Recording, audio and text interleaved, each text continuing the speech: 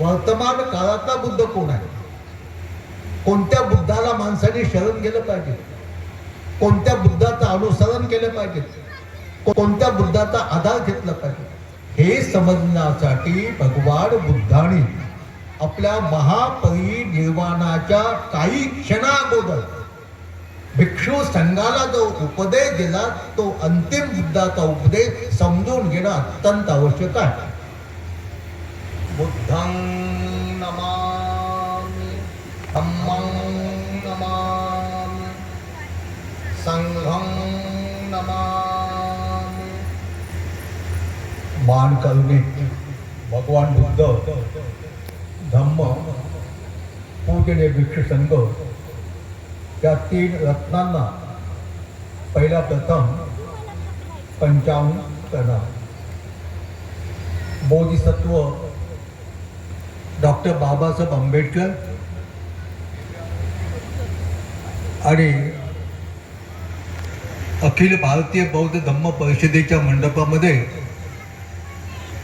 उपस्थित राहून पूजनीय भिक्षू संघाच्या अमृततुल्य वाणीतून आपल्या कल्याणाचा, हिताचा, सुखाचा, माणूस म्हणून जीवन जगण्याचा सधम्म श्रवण करत असले सर्व धम्म उपासक, उपासिका, बालक तथा बालिकांनो,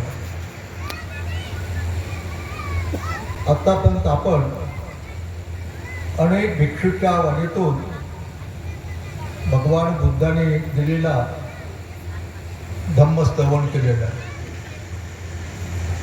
या प्रसंगी मी आपल्याला कोणतं असं तत्वज्ञान, दर्शन किंवा गोड असा उपदेश देणार नाही. पण दैनंदिन जीवनामध्ये आपण म्हणतो बुद्धं शरणं गच्छामि. हे काय, हे तुम्हाला थोडक्यात मी सांगण्याचा प्रयत्न करेन. मी बुद्धं शरणं गच्छामि याचा शाब्दिक अर्थ काय होतो? मी बुद्धाला शरण जातो, त्याचा शाब्दिक अर्थ.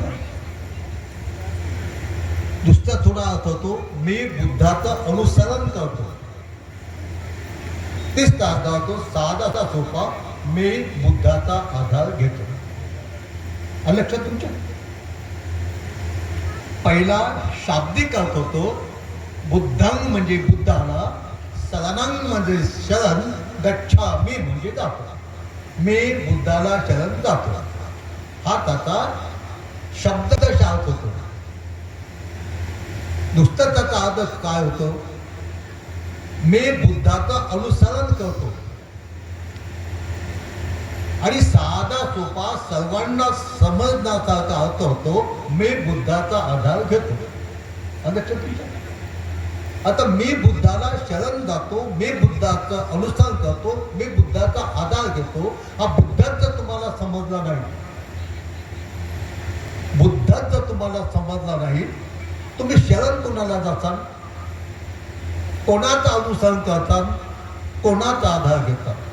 म्हणून प्रत्येक माणसाला, केवळ दीक्षित बौद्धाला नाही, प्रत्येक माणसाला, माणूस नसेल तर प्रत्येक सत्वाला, सत्व म्हणजे प्राणी, जेव्हा 5 उपादान स्कंद एखाद्या येतात तेव्हा सत्व उत्पन्न होतो. रूप, वेदना, संज्ञा, संस्कार, विज्ञान, याला 5 उपादान स्कंद म्हणतात. ते एका जागी आले की तिथं सत्व उत्पन्न होतो, प्राणी उत्पन्न होतो. लक्षात? म्हणून हा बुद्ध शरण, बुद्ध गुणाचं स्मरण केवळ माणसासाठीच नाही तर ते सत्वासाठी सुद्धा आहे. त्रिपिटकामध्ये अनेक असे उदाहरण आहे की बुद्धाचं स्मरण केल्यानंतर, बुद्धाच्या गुणाचं स्मरण केल्यानंतर, बुद्ध उपदेश देत असताना त्यांचा उपदेश ऐकल्यानंतर माणसं तर सुगतीला गेलेच, पण ज्याला बेंडूक म्हणतो ना आपण, बेंडूक, ते सुद्धा एकदा एका हौदाच्या ठिकाणी होतं. बुद्ध तिथून चालले, प्रसन्न चित्ताने त्यांनी बुद्धाकडे पाहिलं तेवढ्याच एक आडाणी अनपड माणूस आला आणि काठीने त्या बेंडकाला मारलं आणि तो बेंडक मृत्यू पावला. पण मृत्यू पावल्यानंतर त्या बेंडकाचे 5 उपादान स्कंद केवळ बुद्धाला प्रसन्न चित्ताने पाहिल्यामुळं देवलोकामध्ये उत्पन्न झाले. लक्षात तुमच्या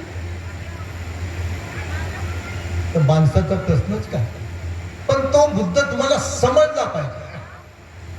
लक्षात, बुद्धां शरणं गच्छामि, लय गोड आवाज म्हणते, जितकं गोड आवाजात म्हणतात.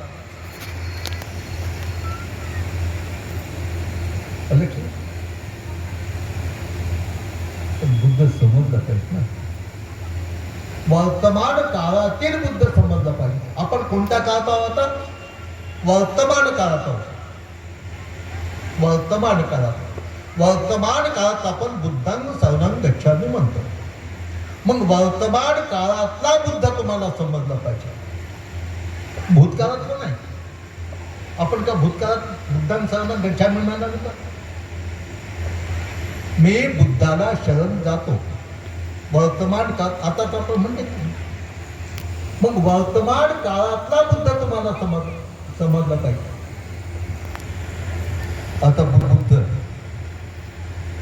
आपण बुद्धाला अगदी सुरुवातीला वंदना करताना काय म्हणतो? नमो तस्स भगवतो अरहतो सम्मा संबुद्धस्स. या बुद्ध नमस्कार करण्याच्या गाथेचा अर्थ काय होतो? नमो नमस्कार, तस्स त्यांना, भगवतो म्हणजे भगवान, नमो तस्स भगवतो, अशा भगवानाला मी प्रणाम करतो. नमो म्हणजे नमस्कार, तस्स म्हणजे त्यांना, भगवतो म्हणजे भगवान. अरहतो, अरहतो म्हणजे अनंत, अनंत, अनंत म्हणजे जीवन मुक्त. जीवन मुक्त म्हणजे मरण नाही. जीवन मुक्त म्हणजे मरण नाही. अहंत म्हणजे त्याच्या 5 उपादान स्कंदाला पुन्हा जन्म नाही. जे जन्म मृत्यूच्या चक्रातून जिवंतपणे मुक्त झाले त्यांना अरहंत म्हणतात. लक्षात तुमच्या. मग बुद्ध त्या बोधी वृक्षाखाली बुद्धत्व प्राप्त जेव्हा केलं, पिंपळाच्या वृक्षाखाली बसून ध्यान मनन चिंतन केलं, तेव्हा ते आनंद झाले. आणि तेव्हा त्याने असा सिंहनाद केला, मी बुद्ध झालो, मी अनंत झालो, हा माझा अंतिम जन्म आहे, यानंतर पुन्हा माझ्या 5 स्कंदाला पुन्हा जन्म नाही. हे भगवान बोधिसत्वाने बुद्धत्व प्राप्त केलं तेव्हा त्या पिंपळाच्या वृक्षाखाली घोषणा केली. मग या बुद्धाने केलेल्या घोषणेला अनुसरून आज वर्तमान काळात बुद्ध आहेत का? आहेत का? आहेत का? बुद्धाने मनन चिंतन करून 4 सत्य शोधले, ज्याला 4 आर्य सत्य म्हणतात. पहिला श्रेष्ठ सत्य कोणतं? संसारात दुःख आहे. दुसरं दुःखाचे कारण आहे. तिसरं दुःखाचे कारण नष्ट होतात.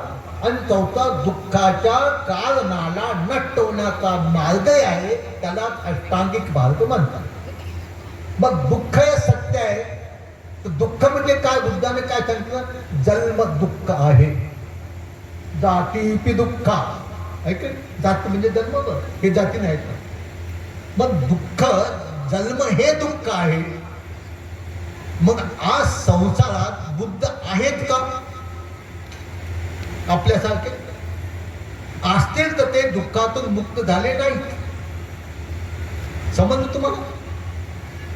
आज संसारात आपल्यासारखे चालते, बोलते, बसते, खाते, पिते असे जर बुद्ध असतील तर ते दुःखातून मुक्त झाले नाही.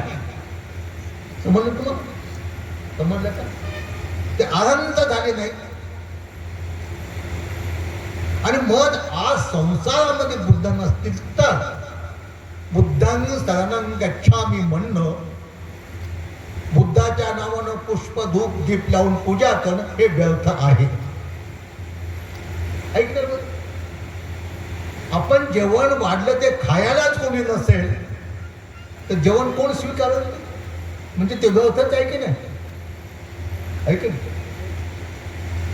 तसं आज आपण जे बुद्धांग शरणं गच्छामि आम्ही म्हणतो याचा नीट अर्थ आपल्याला समजला पाहिजे. आता इथे ते बसवलेले बुद्ध आहे की नाही? हे बुद्ध कुठे आहे?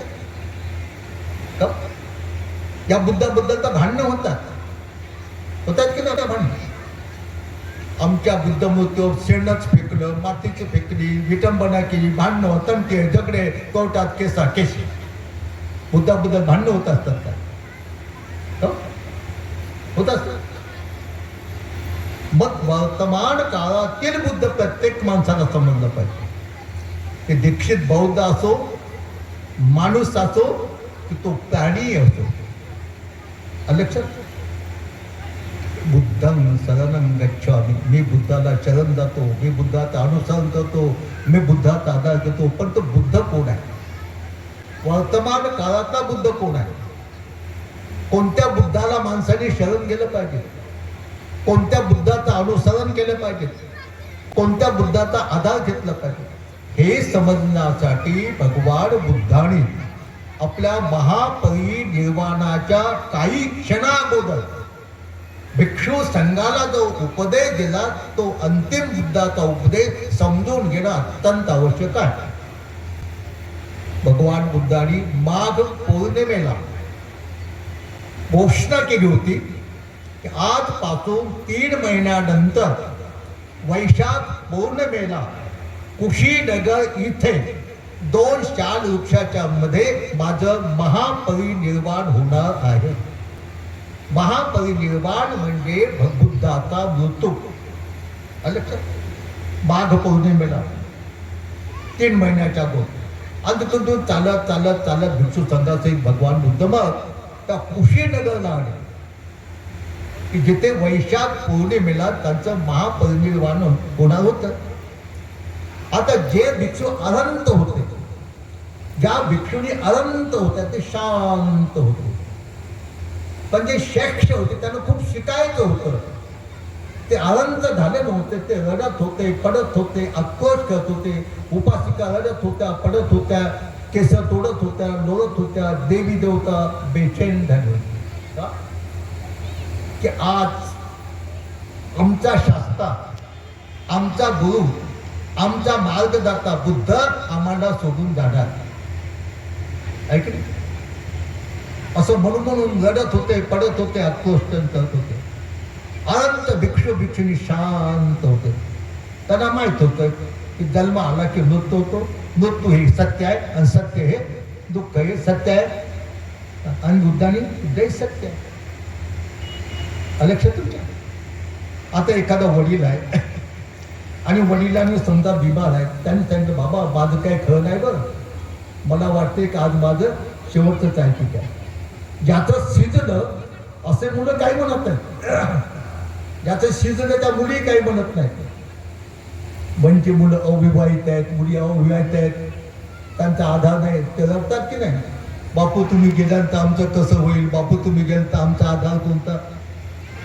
तसेच त्यावेळेचे भिक्षू भिक्षुणी जे अनंत झाले नव्हते, उपासक उपासिका, देवी देवता रडत होत्या, पडत होत्या, आक्रोश करत होत्या. कारण आज आमचा शास्ता, आमचा गुरु, आमचा मार्गदत्ता आम्हाला सोडून जाणार. मग आमचा बुद्ध कोण, आमचा गुरु कोण, आमचा मार्गदाता कोण, असं म्हणून त्या भगवंतांनी आनंदाला उपदेश केला. आनंदा, माझ्या महापरिनिर्वाणानंतर म्हणजे माझ्या मृत्यूनंतर तुमचा बुद्ध, तुमचा गुरु, तुमचा शास्ता, तुमचा मार्गदाता, जीवनभर मी ज्या धम्म आणि विनयाचा उपदेश केला तो धम्म आणि विनयच तुमचा बुद्ध, तुमचा शास्ता, तुमचा गुरु, तुमचा मार्गदाता राहील. जो धम्म विनयाला पाहतो, जो धम्म विनयाची पूजा करतो, तो मला पाहतो, तो माझी पूजा करतो, तो मला शरण जातो. हा भगवान बुद्धाने तेव्हा भिक्षू संघाला उपदेश दिलाय. या भगवान बुद्धाच्या अंतिम उपदेशाला अनुसरून आजचा बुद्ध कोण आहे? तो वर्तमान काळातला कोण आहे?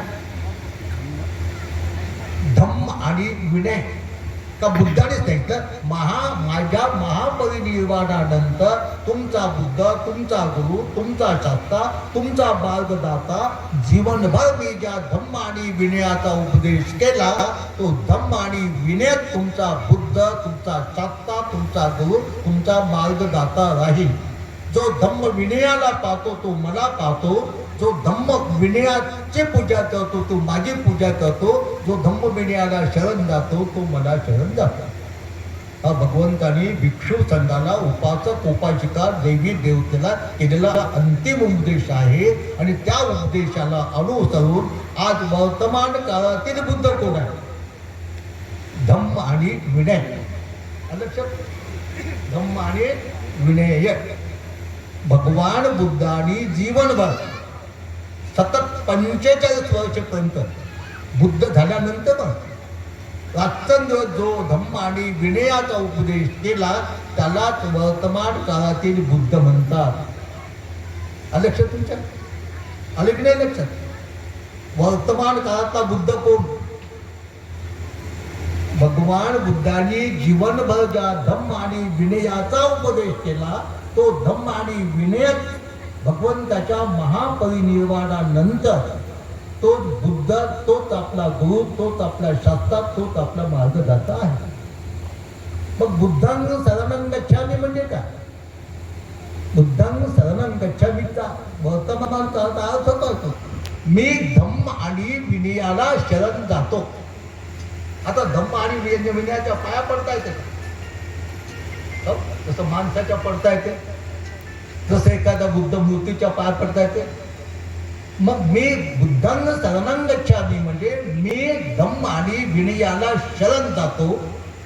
याचा अर्थ पाया पडतोच नाही, मी धम्म विनयाचं अनुसरण करतो. मी धम्म विनयाचा आधार घेतो हा त्याचा अर्थ होतो. अनुसरण करतो म्हणजे त्याप्रमाणे वागतो. आधार घेतो म्हणजे त्याप्रमाणे वागतो. ऐक नाही. मग आता वर्तमान काळातील बुद्ध कुठं आहे? धम्म आणि विनय. आम्ही फक्त अन्य मताचे लोक टीकाच करतो, त्यांना बुद्ध समजून देत नाही. अरे बुद्धाशिवाय काहीच नाही.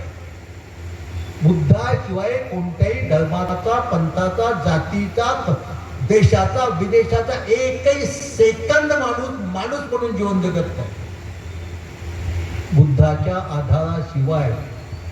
लक्षात? कोणता बुद्ध? धम्म आणि विनय. धम्म आणि विनय. धम्म म्हणजे भगवान बुद्धांनी संपूर्ण दुःखातून मुक्त होण्याचा जो मार्ग दाखवला त्याला धम्म म्हणतात.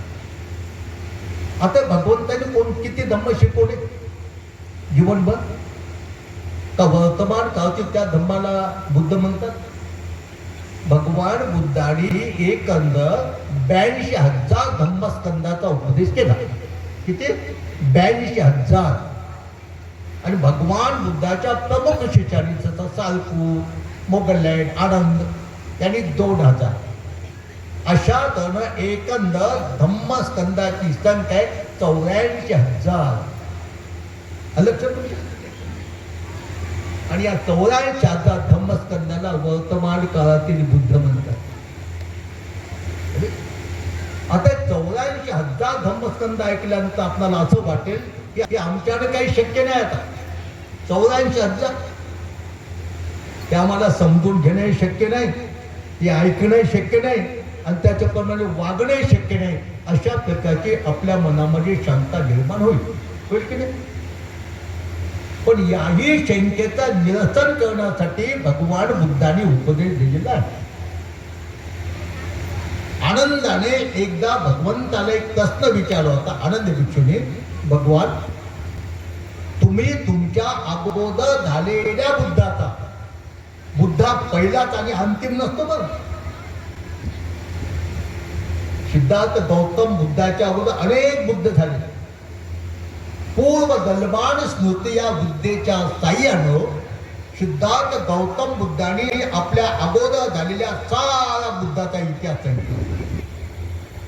आणि भविष्यानंतर माझ्यानंतर कोणता बुद्ध होईल याचा इतिहास सांगितला की माझ्यानंतर मैत्रेय नावाचा बुद्ध होईल.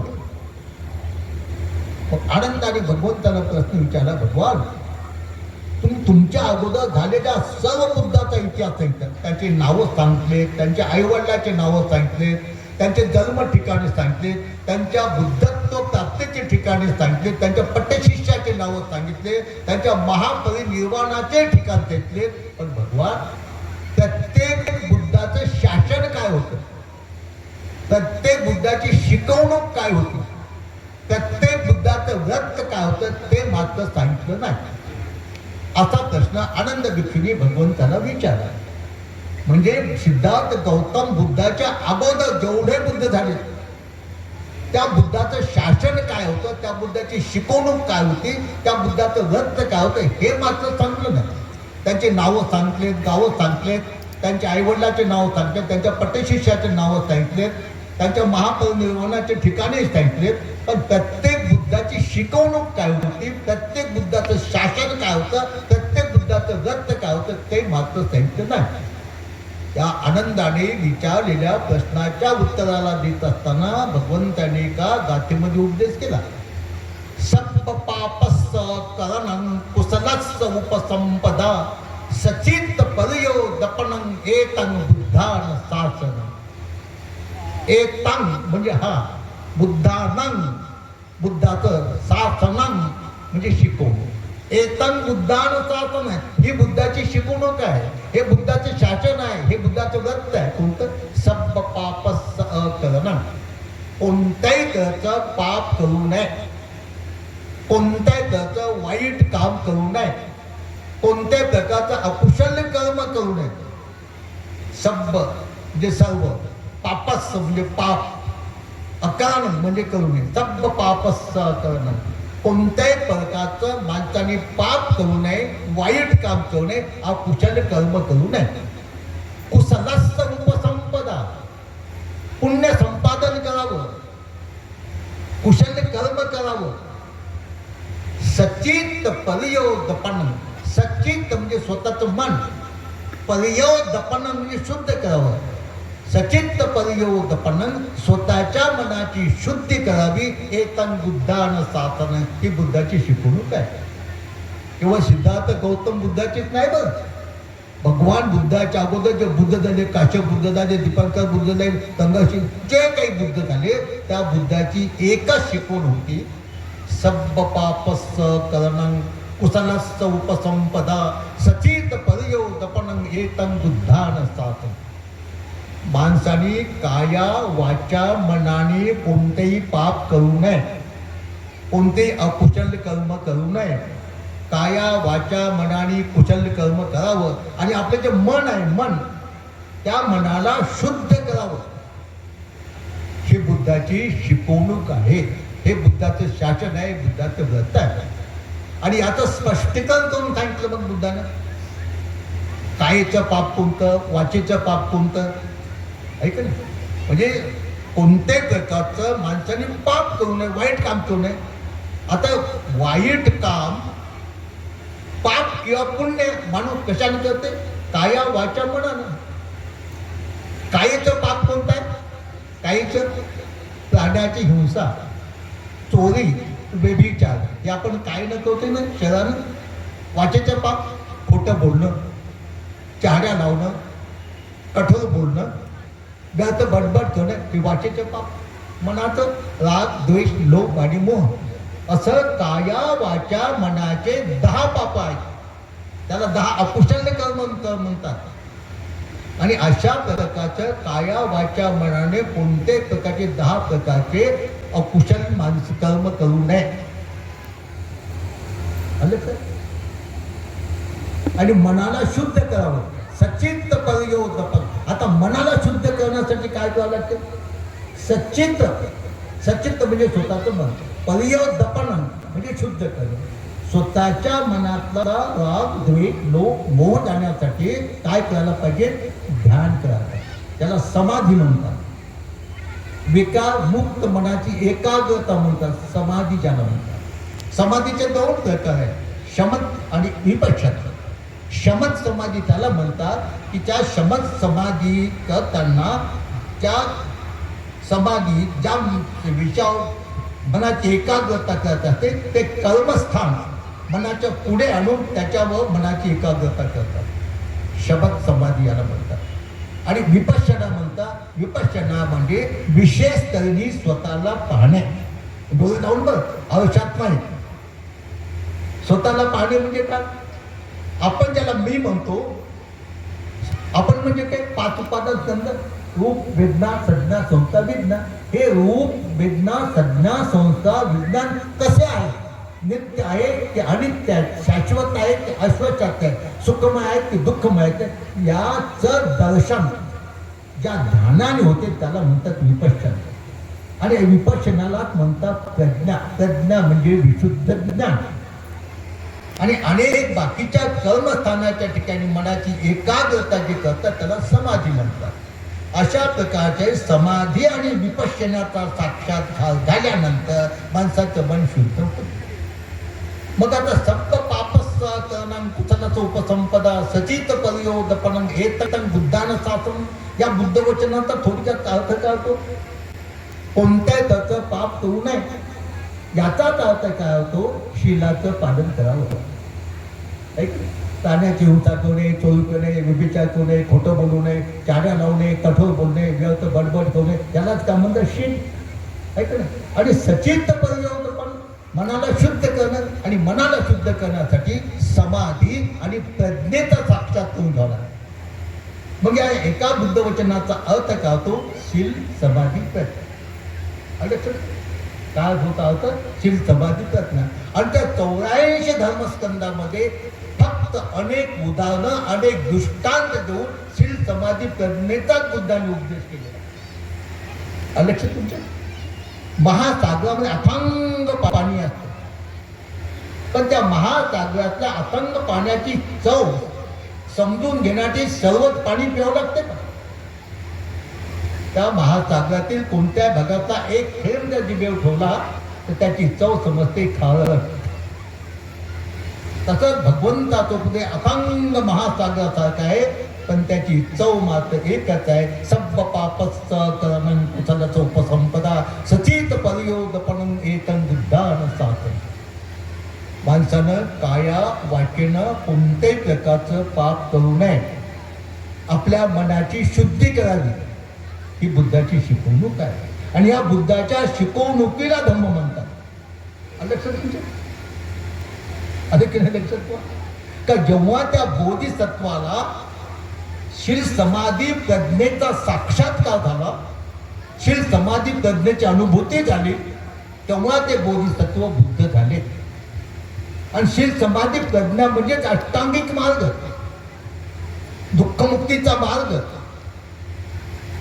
दुःखातून मुक्त होण्याचा मार्ग, जन्म मृत्यूच्या चक्रातून मुक्त होण्याचा मार्ग म्हणजे शेवटचा अष्टांगिक मार्ग. त्याच्यात 8 अंग आहेत म्हणून त्याला अष्टांगिक मार्ग म्हणतात. आणि अष्टांगिक मार्ग दुःखमुक्तीचा मार्ग, जन्म मृत्यूच्या चक्रातून मुक्त होण्याचा मार्ग, निष्पाप निष्कलंकी जीवन जगण्याचा मार्ग, याला अष्टांगिक मार्ग म्हणतात. त्याला मध्यम मार्ग म्हणतात. आणि त्या अष्टांगिक मार्ग कोणता आहे? त्याच्यात अष्टांग कोणता आहे? आपण बुद्ध समजून घेतो ना. बुद्धं शरणं गच्छामि. पहिला अष्टांगिक मार्गाचा पहिला मार्ग आहे सम्यक संकल्प. सम्यक संकल्प लक्षात. अष्टांगिक मार्गाचा हे सम्यक संकल्प केल्यानंतर त्या बोधिसत्वाला अष्टांगिक मार्गाचा साक्षात झाला. अष्टांगिक मार्गात अंग कोणत्या? पहिलं सम्यक दृष्टी. सम्यक दृष्टी. सम्यक म्हणजे योग्य, दृष्टी म्हणजे दर्शन. डोळे म्हणतो आपण, दृष्टी म्हणजे डोळे. तर या सम्यक दृष्टीनं काय पाहायचं? सम्यक दृष्टी म्हणजे काय? दुःख काय, दुःखाचे कारण काय, दुःखाचा गरुड काय, दुःखातून मुक्त होण्याचा मार्ग कोणता हे समजणं याला सम्यक दृष्टी म्हणतात. कुशल कर्म कोणते, अकुशल कर्म कोणते, कुशल कर्माचे फळ काय, अकुशल कर्माचे फळ काय, सुगती काय, दुर्गती काय, याला समजून घेणे याला सम्यक दृष्टी म्हणतात. लक्षात तुमचं? सम्यक दृष्टी म्हणजे दुःख, दुःखाचे कारण, दुःखाचा निरोध, दुःखमुक्तीचा मार्ग. कुशल कर्म कोणते, अकुशल कर्म कोणते, कुशल कर्माची फळ काय, अकुशल कर्माची फळ काय, सुगती काय, दुर्गती काय, याला चांगल्या तऱ्हेने समजून घेणं याला सम्यक दृष्टी म्हणतात. मग या सम्यक दृष्टीनं बुद्धाने काय समजून घेतलं? दुःख. दुःख काय? जन्म दुःख आहे, म्हातारपण दुःख आहे, रोग दुःख आहे, मृत्यू दुःख आहे, प्रिय वस्तूचा वियोग दुःख आहे, अप्रिय वस्तूची प्राप्ती दुःख आहे, इच्छिलेल्या वस्तू न मिळणं दुःख आहे. आणि थोडक्यात बुद्ध म्हणता पंच उपादान स्कंदच दुःख आहे. त्याला मी म्हणतो मी मी मी मी हे 5 उपादान स्कंदच दुःख आहे. हे सम्यक दृष्टीतून समजून घ्यायचं. आता हे सम्यक दृष्टीतून दुःख समजून घेतलं आपण. मग हे या दुःखाचे कारण काय? तर दुःख समुदय आर्य सत्य म्हणतात. दुःख समुदय आर्य सत्य म्हणजे दुःखाचे कारण कोणते? आता दुःखाचे कारण जन्माचे कारण कोणते? ते लोक म्हणतात याने जन्म दिला, त्याने जन्म दिला, त्याला दिला, त्याला दिला, त्याला भिन्नगान भिनगाणे ऐकतो. जन्माचे दुःखाचे कारण आणि दुःख म्हणजे जन्म, म्हातारपण, मृत्यू, रोग. ऐक ना. तर या जन्मात दुःखाचे कारण काय आहे? जन्माचे कारण काय? की माणसाची तृष्णा, कामतृष्णा, भवतृष्णा, विभव तृष्णा, या 3 तृष्णेमुळे जन्म होतो. या जोपर्यंत या 3 तृष्णेचा नाश होत नाही तोपर्यंत ज्या जन्मातून त्या जन्मात पडावा. याला दुःख समुदय आर्य सत्य म्हणतात. मग या 3 तृष्णेचा नाश होतो की नाही? या 3 तृष्णा सुद्धा नष्ट होतात. मग या 3 तृष्णेला नष्ट होण्याचा मार्ग कोणता? तर त्या आर्य सत्यामध्ये तो सांगितला हा अष्टांगिक मार्ग. या 3 तृष्णेला नष्ट करण्याचा मार्ग म्हणजे अष्टांगिक मार्ग. सम्यक दृष्टी, सम्यक संकल्प, सम्यक वाचा, सम्यक कर्मान, सम्यक आजीविका, सम्यक व्यायाम, सम्यक स्मृती, सम्यक समाधी. आता जो अष्टांगिक मार्ग आहे, अष्टांगिक मार्गाचा संक्षिप्त रूप काय? सम्यक दृष्टी आणि सम्यक संकल्प म्हणजे प्रज्ञा, सम्यक वाचा, सम्यक कर्मान, सम्यक आजीविका म्हणजे शील, सम्यक व्यायाम, सम्यक स्मृती आणि सम्यक समाधी म्हणजे समाधी. म्हणजे अष्टांगिक मार्ग म्हणजे काय? शील, समाधी, प्रज्ञा. आलं तर तुमच्या शील, समाधी, प्रज्ञा अष्टांगिक मार्ग म्हणतात. आणि अष्टांगिक मार्गालाच बुद्ध म्हणतात. आलं लक्षात? अष्टांगिक मार्ग म्हणजे काय? शील, समाधी, प्रज्ञा. या शील, समाधी, प्रज्ञेला बुद्ध म्हणतात. आणि बुद्धाने जे जगाला शिकवलं त्याला धम्म म्हणतात. बुद्धाने जगाला काय शिकवलं? अनेक उदाहरणं, अनेक दृष्टांत देऊन शील, समाधी, प्रज्ञा शिकवली. आणि या शील, समाधी, प्रज्ञेचा जे स्वीकार करतात, या शील, समाधी, प्रज्ञेचे अनुसरण करतात, त्याला भगवंताचा श्रावक संघ म्हणतात, ज्याला भिक्षू संघ म्हणतात. आता थोडक्यात बुद्ध धम्म संघ म्हणजे शील, समाधी, प्रज्ञा. आलं तर तुमच्या थोडक्यामध्ये बुद्धां शरणं गच्छामि म्हणजे मी शील, समाधी, प्रज्ञेचं अनुसरण करतो. मी शील, समाधी, प्रज्ञेचा आधार घेतो. मी शील, समाधी, प्रज्ञेला शरण जातो. हा बुद्धं शरणं गच्छामीचा वर्तमान काळात आधार होतो. मग आता शील म्हणजे काय? शील म्हणजे बुद्ध ना, वर्तमान काळातला शील म्हणजे शुद्ध आचरण. आले की नाही? आता हे जे जन्माचे कारण आहेत, जन्माचे कारण कोणते? कामतृष्णा, भवतृष्णा, विभव तृष्णा. हे जन्माचे कारण आहेत. एका देवतेने भगवंताला एक प्रश्न विचारला होता. अंतो जटा बही जटा जटाय जटिता पज्जा तंग तंग गौतम तंग तंग गौतम कुचादी को इमंग विजटे जटन. हा प्रश्न एका देवतेने भगवंताला विचारला होता. अंतो जटा बही जटा. जटा माहित आहे? माहित नाही जटा? ते तांदाच्या जटा, एखाद्या महाराजाच्या जटा, यातलं गुतलं, त्यातलं गुतलं. हा जटा गुतागुती. म्हणून तो देवता म्हणतो अंतो जटा बही जटा. जटाचा अर्थ तृष्णा होते. तृष्णा, आसक्ती. आपल्याबद्दल आसक्ती आणि दुसऱ्याबद्दल आसक्ती. अशा या आंतरिक आणि बाह्य दुष्टरूपी जटेने संपूर्ण संसार जखडला गेलेला आहे. ऐकलं? भक्त देवता म्हणतो अंतो जटा बही जटा जटाय जटिता पंजा पंजा म्हणजे प्रजा संपूर्ण संसार अशा या आंतरिक आणि बाह्य कृष्णारूपी जटेनी संपूर्ण संसार जखडला गेलेला आहे, बांधला गेलेला आहे, त्याच्यात गुंतलेला आहे. आता प्रवचनाला एखादी बाई आली नाही, उद्या तिच्या सोबतीने विचार बाई तू कोण आली ना प्रवचनात, तिनं ती काय म्हणते हे माझ्या गळ्याला फासा आहे ना म्हणते. कोणाचा मुलाचा मुलीचा कुणाचा काय ते तसं मला जटात लय जटात मागे 50 मुली 50 मुलं हॉस्टेलचे जट म्हणून जटेने जखडला गेलो आम्ही. तासा आंतरिक तृष्णा आणि बाह्य तृष्णेने संपूर्ण त्याच्या जखडल्या गेले, बांधल्या गेलेल्या आहे. तर अशा या आंतरिक आणि बाह्य तृष्णारूपी जटेतून कोण मुक्त होऊ शकेल असा प्रश्न बुद्धाला त्या देवतेने विचारला. तुम्ही जखडल्या गेले आहे की नाही या जटेमध्ये, तृष्णेमध्ये, स्वतःच्या 5 उपादान स्कंदामध्ये आणि दुसऱ्याच्या 5 उपादान स्कंदात जखडल्या गेलेला आहे. भगवान बुद्ध म्हणतात जोपर्यंत मला दुःखमुक्तीचा मार्ग सापडला नाही तोपर्यंत भिक्षुनो तुमच्यासारखा या जन्मातून त्या जन्मात, त्या जन्मातून त्या जन्मात सारखा वाढण्यासारखा उड्यात मारतात. आता मला जन्माचं कारण समजलं आणि ते मी माझं संपूर्ण जन्माचं कारण नष्ट केलं. आता मला पुन्हा जन्म नाही, हा माझा अंतिम जन्म आहे. तर त्या ज्योतीने बुद्धांना प्रश्न विचारला होता बुद्धाला अंतो जटा बही जटा जटा यजटिता पज्जा आंतरिक आणि बाह्य तृष्णारूपी जटेने संपूर्ण संसार जखडला गेला आहे. तुम्ही जखडला गेले सर्व, ऐकले, तुम्ही सर्व बांधल्या गेले. तर या जटेतून कोण मुक्त होऊ शकतो, हे जटा कोण तोडू शकतो हा प्रश्न विचारला. तर भगवंतानी त्याला उत्तर दिलं शिले पतिठाय नरो सपन्यो चेतं पयच भावय अताप निपको भिकू सो इमं विजटे जटा.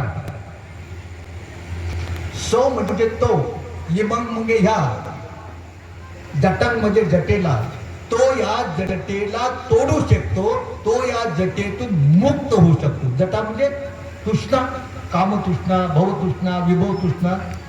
तर या कामतृष्णा, भवतृष्णा, विभवतृष्णा रूपी जटेतून कोण मुक्त होऊ शकतो. बुद्धाने उत्तर दिलं शिले पतिठाय नरो सपन्य.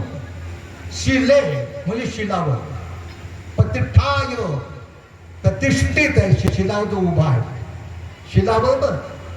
शिले पतिठाय नर, नर म्हणजे मनुष्य, सपन्यम जो प्रयत्नशील उद्योगी मनुष्य शिलावर उभा राहून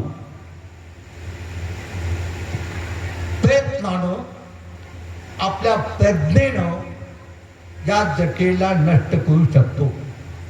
शिले पतिठाय नरो सपन्य.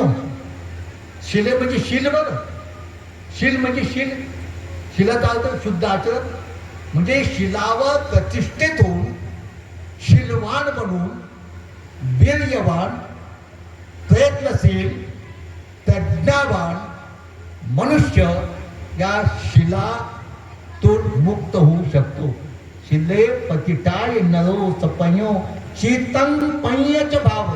चित्तं म्हणजे समाधी, पय्यच म्हणजे प्रज्ञा, भावय म्हणजे भावना.